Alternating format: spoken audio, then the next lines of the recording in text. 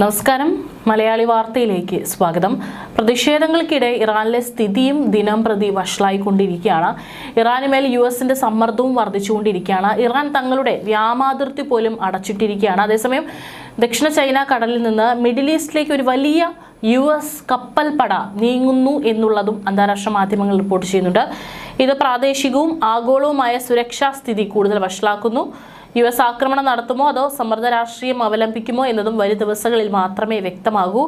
എന്നിരുന്നാലും യുഎസ് ഭരണകൂടം ഇറാനിൽ വലിയ മാറ്റങ്ങൾ ആഗ്രഹിക്കുന്നുവെന്ന് ഏതാണ്ട് ഉറപ്പാണ്. സമീപകാല റിപ്പോർട്ടുകൾ പ്രകാരം ഒരു വലിയ യുഎസ് നാവിക കാരിയർ സ്ട്രൈക്ക് ഗ്രൂപ്പ് ദക്ഷിണ ചൈന കടലിൽ നിന്ന് പുറപ്പെട്ട് മിഡിൽ ഈസ്റ്റിലേക്ക് നീങ്ങുന്നുണ്ട്. സൈനിക തന്ത്രപരമായ വിദഗ്ധർ വിശ്വസിക്കുന്നത് ഈ വിന്യാസം ഒരു സാധാരണ ഭ്രമണത്തേക്കാൾ കൂടുതലാണെന്നാണ്. ഇസ്രായേൽ പ്രധാനമന്ത്രി ബെഞ്ചമിൻ നെതന്യാഹുവിന്റെ ഔദ്യോഗിക വിമാനവും പറന്നുയർന്നിട്ടുണ്ട്. തന്ത്രപരമായ വിദഗ്ധരുടെ അഭിപ്രായത്തിൽ പ്രത്യേക നിമിഷങ്ങളിൽ മാത്രമേ ഈ വിമാനം വായുവിൽ പറക്കുകയുള്ളൂ. മുൻ ആക്രമണങ്ങളിലും ഈ വിമാനം ഓപ്പറേഷൻ ഏതാനും മണിക്കൂറുകൾ മുമ്പ് പറന്നിരുന്നു. ഇറാനെതിരായ ഒരു പ്രധാന സൈനിക നടപടി വളരെ അടുത്താണെന്നാണ് ഇതിനർത്ഥം. ഇസ്രായേൽ പ്രസിഡന്റും പ്രധാനമന്ത്രിയും ഈ വിമാനത്തിൽ നിന്നാണ് പ്രധാനപ്പെട്ട തന്ത്രപരമായ തീരുമാനങ്ങൾ എടുക്കുന്നത്. അതുകൊണ്ട് ബെഞ്ചമിൻ നെതന്യാഹുവിന്റെ ഈ ഒരു നീക്കത്തെയും വളരെ സൂക്ഷ്മതയോട് കൂടിയിട്ടാണ് യുദ്ധവിദഗ്ധരടക്കം നിരീക്ഷിക്കുന്നത്. കാരണം പല തന്ത്രപരമായിട്ടുള്ള നീക്കങ്ങൾ ഉണ്ടാകുന്നതിന് മുൻപാണ് ഇത്തരത്തിൽ ചില കാര്യങ്ങൾ നെതന്യാഹു നടത്തുന്നത്. അപ്പോൾ ഇറാൻ ഏത് നിമിഷം വേണമെങ്കിലും ആക്രമിക്കപ്പെടാൻ സാധ്യതയുണ്ട് എന്നുള്ളതായിരിക്കാം ഇപ്പോഴത്തെ ഈ ഒരു നീക്കത്തിന് പിന്നിലെ കാരണമെന്നാണ് യുദ്ധവിദഗ്ധരടക്കം വിലയിരുത്തുന്നത്. ഇറാനെ ഏത് നിമിഷം വേണമെങ്കിലും ആക്രമിക്കുമെന്നാണ് ട്രംപ് പരസ്യമായി തന്നെ വെല്ലുവിളിച്ചിരിക്കുന്നത്. അതിനുള്ള നീക്കങ്ങളും ട്രംപ് ആരംഭിച്ചു കഴിഞ്ഞിരുന്നു. അവിടെയുള്ള തങ്ങളുടെ പൗരന്മാരോടൊക്കെ തന്നെ വളരെ വേഗത്തിൽ സുരക്ഷിതമായ സ്ഥലങ്ങളിലേക്ക് മാറാനും രാജ്യം വിടാനും ട്രംപ് ആഹ്വാനം ചെയ്തു കഴിഞ്ഞു. പല നീക്കങ്ങളും സൈനിക നീക്കങ്ങളും ട്രംപ് ആരംഭിച്ചു കഴിഞ്ഞു. എപ്പോഴാണ് ഇറാനിലേക്ക് ഒരു വൻ ആക്രമണം ട്രംപ് നടത്താൻ പോവുക എന്നുള്ള ഭയത്തിലാണ് പശ്ചിമേഷ്യ. വെനസ്വലൻ മുൻ ഭരണാധികാരി നിക്കോളാസ് മഡൂറോയെ പിടികൂടിയ സംഭവത്തിന് പിന്നാലെ ഇറാനെതിരെ സൈനിക നീക്കത്തിന് ഭീഷണി മുഴക്കിയാണ് യുഎസ് പ്രസിഡന്റ് ഡൊണാൾഡ് ട്രംപ് രംഗത്തെത്തിയിരിക്കുന്നത്. ഇറാനിലെ ഭരണകൂടം വലിയ തോതിലുള്ള ആഭ്യന്തര പ്രക്ഷോഭങ്ങൾ നേരിടുന്ന സാഹചര്യത്തിലാണ് ട്രംപിന്റെ ഈ നീക്കം. എന്നാൽ മേഖലയിൽ മുൻകാലങ്ങളിൽ അമേരിക്ക നടത്തിയ ഇടപെടലുകൾ പരാജയപ്പെട്ട ചരിത്രം നിലനിൽക്കെ ഇറാനിലെ സൈനിക നീക്കം എത്രത്തോളം പ്രായോഗികമാണെന്ന ചോദ്യം വാഷിംഗ്ടണിൽ ശക്തമാകുന്നു. ഏതായാലും പശ്ചിമേഷ്യയിൽ വീണ്ടും യുദ്ധഭീതി പുകയുകയാണ്. ഏത് നിമിഷവും അമേരിക്കയുടെ മിസൈലുകൾ ടെഹ്റാനിൽ പതിച്ചേക്കാം എന്ന അഭ്യൂഹങ്ങൾക്കിടെ ലോകം ശ്വാസമടക്കി പിടിച്ചിരിക്കുന്നു. ഇതിനിടെ തന്നെ ഇറാനിലെ ജനകീയ പ്രക്ഷോഭത്തെ ചോരയിൽ മുക്കിക്കൊല്ലുന്ന ഖമേനി ഭരണകൂടത്തിന് ട്രംപ് നൽകിയ അന്ത്യശാസനം അവസാനിക്കാൻ ഇനി മണിക്കൂറുകൾ മാത്രമാണ്.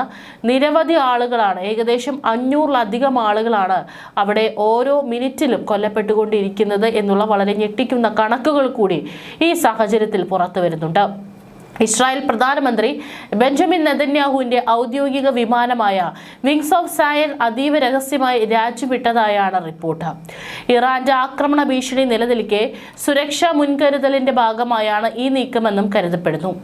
ഇതിന് പിന്നാലെ ഇസ്രായേൽ യുദ്ധവിമാനങ്ങൾ അതിർത്തികളിൽ വട്ടമിട്ട് പറക്കാൻ തുടങ്ങിയതോടെ മേഖലയിൽ യുദ്ധകാഹളം മുഴങ്ങിക്കഴിഞ്ഞു. കുറച്ചു മാസങ്ങളായിട്ട് യുദ്ധസമാനമായിട്ടുള്ള ഒരു സാഹചര്യം എവിടെയും നിലനിൽക്കുന്നുണ്ടായിരുന്നില്ല. അതിനിടയിലാണ് ഇപ്പോൾ വീണ്ടും പശ്ചിമേഷ്യ യുദ്ധഭീതിയിൽ അല്ലെങ്കിൽ യുദ്ധകാഹളം അവിടെ മുഴങ്ങുന്നത്. അമേരിക്കയുടെ ഭാഗത്ത് നിന്ന് ഒരു വമ്പൻ നീക്കം ഉണ്ടാകുമെന്നതിന്റെ സൂചനകൾ പുറത്തു വന്നു കഴിഞ്ഞു. ഖത്തറിലെ അൽ ഉദൈദ് ഉൾപ്പെടെയുള്ള പ്രമുഖ സൈനിക താവളങ്ങളിൽ നിന്ന് അമേരിക്കൻ ഉദ്യോഗസ്ഥരോട് അടിയന്തരമായി മാറാൻ നിർദ്ദേശം ലഭിച്ചു. തങ്ങളെ ആക്രമിക്കാൻ സൗകര്യം ചെയ്തു കൊടുക്കുന്ന അയൽ രാജ്യങ്ങളെയും വെറുതെ വിടില്ലെന്നാണ് ഇറാന്റെ മുന്നറിയിപ്പ്. പ്രക്ഷോഭകരെ കൊന്നൊടുക്കുന്നത് തുടർന്നാൽ സൈനിക നടപടി ഉറപ്പാണെന്നും ട്രംപും പ്രഖ്യാപിച്ചു കഴിഞ്ഞു. എപ്പോൾ എങ്ങനെ ആക്രമിക്കണം എന്നത് മാത്രമാണ് ഇനി തീരുമാനിക്കാനുള്ളതെന്നാണ് ഇസ്രായേൽ കേന്ദ്രങ്ങൾ നൽകുന്ന സൂചന. ഇറാനിലെ ആഭ്യന്തര സാഹചര്യം അതീവ ഗുരുതരമാണ്. 1979 വിപ്ലവത്തിന് ശേഷം രാജ്യം കണ്ട ഏറ്റവും വലിയ പ്രക്ഷോഭമാണിത്. സുരക്ഷാ സേനയുടെ വെടിയേറ്റും അടിച്ചമർത്തലിലും കൊല്ലപ്പെട്ടവരുടെ എണ്ണം 3400 കടന്നതായാണ് പുതിയ റിപ്പോർട്ടുകൾ. 18,000-ലധികം പേർ ജയിലിലാണ്. യുവാക്കളെ ടിവിയിൽ കൊണ്ടുവന്ന് നിർബന്ധിച്ച് കുറ്റസമ്മതം നടത്തിക്കുന്ന ക്രൂരതയും ഇറാൻ തുടരുന്നു. ഏതായാലും സ്ഥിതി വഷളായതോടെ ഇന്ത്യ ഉൾപ്പെടെയുള്ള രാജ്യങ്ങൾ തങ്ങളുടെ പൗരന്മാർക്കും ജാഗ്രതാ നിർദ്ദേശം നൽകി. ഇറാനിലുള്ള ഇന്ത്യക്കാർ എത്രയും വേഗം രാജ്യം വിടണമെന്നാണ് ഇന്ത്യൻ എംബസി ആവശ്യപ്പെട്ടിരിക്കുന്നത്. ഇറ്റലി, സ്പെയിൻ, പോളണ്ട് എന്നീ രാജ്യങ്ങളും സമാനമായ നിർദ്ദേശം നൽകിയിട്ടുണ്ട്. ഇറാനിലേക്കുള്ള വിമാന സർവീസുകൾ പലതും റദ്ദാക്കി. അമേരിക്കൻ നീക്കത്തെ ശക്തമായി എതിർത്ത് റഷ്യയും ചൈനയും രംഗത്തെത്തിയിട്ടുണ്ട്. ഇറാന്റെ ആഭ്യന്തര കാര്യങ്ങളിൽ വിദേശ ഇടപെടൽ പാടില്ലെന്നാണ് ഇവരുടെ നിലപാട്. എന്നാൽ സ്വന്തം ജനതയെ കൊന്നൊടുക്കുന്ന ഇറാൻ ഭരണകൂടത്തെ നിലയ്ക്ക് നിർത്താതെ പിന്നോട്ടില്ലെന്ന വാശിയിലാണ് ഡൊണാൾഡ് ട്രംപ്. അടുത്ത 24 മണിക്കൂർ പശ്ചിമേഷ്യയെ സംബന്ധിച്ചിടത്തോളം നിർണായകമാണെന്നാണ് വിലയിരുത്തൽ. ട്രംപ് ഇറാനിയൻ ഭരണകൂടത്തിനെതിരെയുള്ള നടപടിയെക്കുറിച്ച് ആവർത്തിച്ച് പ്രസ്താവിക്കുന്നുണ്ടെങ്കിലും മേഖലയിൽ US സൈനിക മുന്നൊരുക്കങ്ങളൊന്നും ഇതുവരെ നടന്നിട്ടില്ല. പ്രകോപനപരമായ പ്രസ്താവനകൾ തുടരുമ്പോഴും അമേരിക്കൻ പ്രതിരോധ മന്ത്രാലയമായ പെന്റഗൺ പശ്ചിമേഷ്യയിലേക്ക് വിമാനവാഹിനി കപ്പലുകളൊന്നും നിയോഗിച്ചിട്ടില്ല എന്നത് ശ്രദ്ധേയമാണ്. ഇറാന്റെ സൈനിക കരുത്തും അമേരിക്കയ്ക്ക് വലിയ വെല്ലുവിളിയാണ്. ഇസ്രായേലുമായുള്ള 12 ദിവസത്തെ യുദ്ധത്തിൽ ഇറാന്റെ സൈനിക ശേഷിക്ക് നാശനഷ്ടങ്ങൾ സംഭവിച്ചിട്ടുണ്ടെങ്കിലും ഏകദേശം 2000 ഹെവി ബാലിസ്റ്റിക് മിസൈലുകൾ ഇറാന്റെ കൈവശമുണ്ടെന്നാണ് കണക്കാക്കപ്പെടുന്നത്. ഇവ പർവ്വത മേഖലകളിൽ സുരക്ഷിതമായി ഒളിപ്പിച്ചിരിക്കുകയാണ്. അമേരിക്കയുടെയും ഇസ്രായേലിന്റെയും പ്രതിരോധ സംവിധാനങ്ങളെ തകർക്കാൻ ശേഷിയുള്ളവയാണ് ഈ മിസൈലുകൾ. കൂടാതെ ജനസാന്ദ്രതയേറിയ നഗരപ്രദേശങ്ങളിൽ ആക്രമണം നടത്തിയാൽ ഉണ്ടാകാൻ സാധ്യതയുള്ള വൻതോതിലുള്ള സാധാരണക്കാരുടെ മരണവും അമേരിക്കയെ പ്രതിരോധത്തിലാക്കും. സൈനിക നടപടി ഇറാൻ ഭരണകൂടത്തിന് ഗുണകരമാകുമെന്നാണ് ഭൂരിഭാഗം വിദഗ്ധർ വിശ്വസിക്കുന്നത്. പുറത്തു നിന്നുള്ള ഒരു ഭീഷണി ഉണ്ടാകുന്നത് വഴി ആഭ്യന്തര പ്രക്ഷോഭങ്ങളെ അടിച്ചമർത്താനും ജനങ്ങളെ ഭരണകൂടത്തിന് പിന്നിൽ അണിനിരത്താനും അയത്തുള്ള അലി ഖമേനിക്ക് സാധിക്കും. ഖമേനിയെ നേരിട്ട് വധിക്കാൻ ശ്രമിച്ചാൽ പോലും അത് ഇറാനിലെ ഭരണമാറ്റത്തിന് കാരണമാകില്ലെന്ന് വിദഗ്ധർ ചൂണ്ടിക്കാട്ടുന്നു. കാരണം തന്റെ പിൻഗാമികളായി 3 മുതിർന്ന പുരോഹിതന്മാരെ അദ്ദേഹം നേരത്തെ തന്നെ നിശ്ചയിച്ചിട്ടുണ്ട്. ചുരുക്കത്തിൽ ട്രംപിന്റെ യുദ്ധഭീഷണികൾ സൈനികവും നയതന്ത്രപരവുമായ വലിയ പ്രതിസന്ധികളെയാണ് അഭിമുഖീകരിക്കുന്നത്. ട്രംപിന്റെ കടുത്ത പ്രസ്താവനകൾക്കിടയിലും ഇറാനെതിരെ ഒരു സൈനിക നടപടിക്ക് US തയ്യാറെടുക്കുന്നില്ലെന്നും അത്തരമൊരു നീക്കം USന് ഗുണകരമാകില്ലെന്നുമാണ് വിദഗ്ധരുടെ വിലയിരുത്തൽ.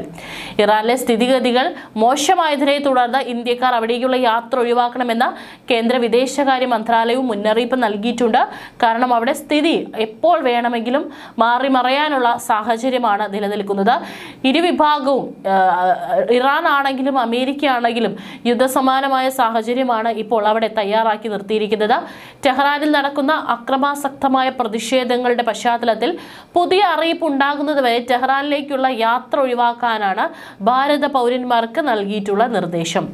ഇന്ത്യൻ പൗരന്മാർ ഇറാനിലെ നിലവിലെ സംഭവവികാസങ്ങൾ കണക്കിലെടുത്ത് അടുത്ത അറിയിപ്പ് ഉണ്ടാകുന്നതുവരെ ഇസ്ലാമിക് റിപ്പബ്ലിക് ഓഫ് ഇറാനിലേക്കുള്ള യാത്ര കർശനമായി ഒഴിവാക്കാൻ വീണ്ടും നിർദ്ദേശിക്കുന്നു എന്നാണ് വിദേശകാര്യ മന്ത്രാലയം പങ്കുവച്ച പത്രക്കുറിപ്പിൽ പറയുന്നത്. മേഖലയിലെ സമീപകാല സംഭവങ്ങളിൽ വർദ്ധിച്ചു വരുന്ന ആശങ്കകളുടെ പശ്ചാത്തലത്തിലാണ് ഈ നിർദ്ദേശം.